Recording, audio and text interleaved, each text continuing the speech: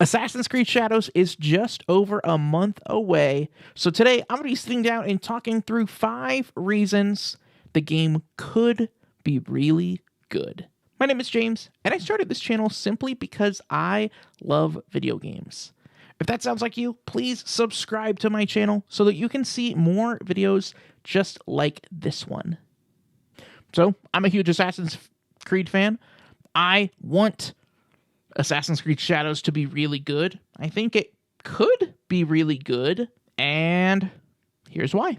First up, it's being made by Ubisoft Quebec, which I know that good teams can make bad games, bad teams can occasionally make good games, but when you look at Ubisoft Quebec, their last couple games have been Assassin's Creed Syndicate, Assassin's Creed Odyssey, and Immortals Fenyx Rising. So, in the realm of Assassin's Creed, we would hopefully expect this game to have all of the strengths of both Assassin's Creed Syndicate and Assassin's Creed Odyssey. And the strengths of those two games is going to be where most of the points in this video come from. And with Immortals Fenyx Rising, it might not really be related to Assassin's Creed Shadows doing well, but I really enjoyed that game, and I was really bummed that they decided to not move forward with the Immortals series. So, related to Assassin's Creed Odyssey, one of the reasons that I think this game could be really good is that when you look at some of the clips they've shown of combat, the combat when you're playing as the samurai looks a lot like Assassin's Creed Odyssey. It looks like you have the choice of multiple weapons. In the clips that I was seeing of the samurai, you have your samurai sword, and then you also have a weapon that he carries kind of on his back. And so I think it's possible that we see a return of the two-weapon structure from Assassin's Creed Odyssey. And based off of the clips, it seems like you have both light attacks that are going to be quicker and softer, and then heavy attacks, which are going to be slower and deal more damage. And then there will also be like finishing animations like there were in Assassin's Creed Odyssey. So as somebody who really loves Assassin's Creed Odyssey, the combat was very intriguing to me because it looked familiar. The next one that I touched on a little bit already is customization. In Assassin's Creed Odyssey, you had the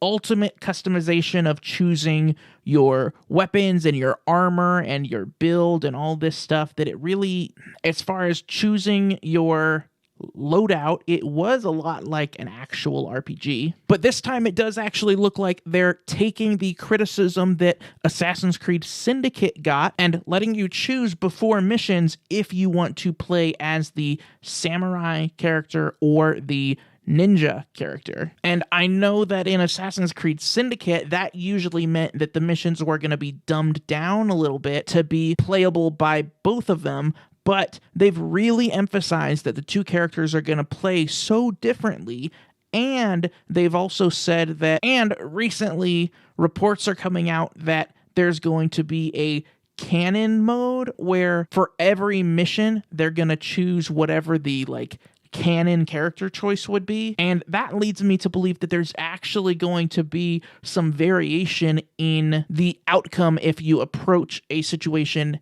in a different way. Next thing that I want to talk about is the stealth.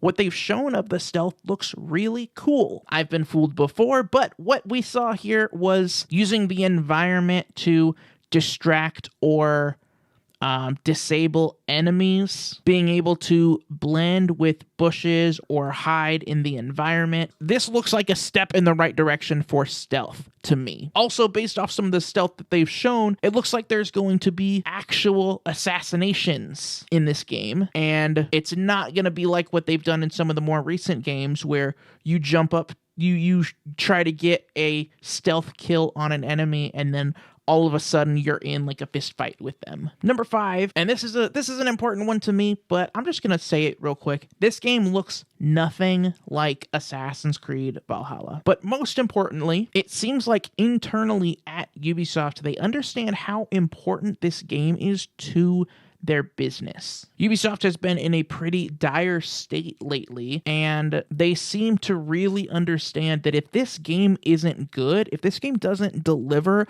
on the level that they really need it to, it could be the end of the company. So some promising things there that we saw them delay the game by a few months, which obviously a 3-month delay is not long enough to change fundamental flaws in the game, but that is long enough to make sure that we don't have any bug issues like they did in Assassin's Creed Unity. And it just seems like they're putting everything that they've got into making sure this game is good. Guys, that's all that I have to say about Assassin's Creed Shadows for today. In the comment section, please let me know what you're thinking about Assassin's Creed Shadows. As always, the best way to keep up with me is on Twitter and on Instagram at James_Solar and on Blue Sky at jamessolar.bsky.social. Thanks, guys. I discovered right now that when I look at the camera and hold my hand up like this, it makes balloons appear for some reason. So that's bizarre.